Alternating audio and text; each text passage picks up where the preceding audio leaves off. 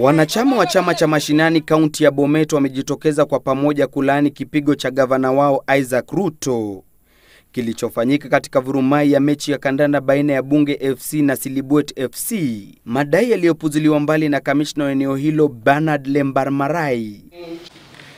Huku hayo yakijiri, mwakilishi wa wanawake kaunti ya Machakos amefikishwa mbele ya mahakama ya juu ya Machakos kwa matamshi ya kiholela aliyoyatoa wiki mbili zilizopita dhidi ya Rais Uhuru Kenyatta kuwa kama hatoweza kumaliza ufisadi basi ajiuzulu.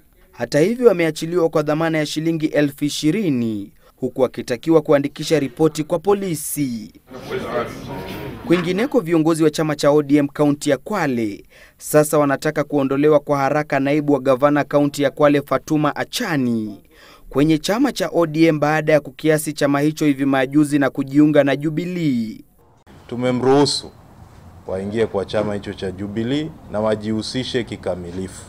Waachane na chama cha ODM, wenyewe tuendeleze gurudumu letu mbele. Na hatimaye usafiri ulikatizwa katika barabara ya Meru kuelekea Maua huko Mudhara, eneo bunge la Tigania Mashariki, baada ya wakazi kuandamana wakishtumu kutiwa mbaroni kwa mwanafunzi wa chuo kikuu.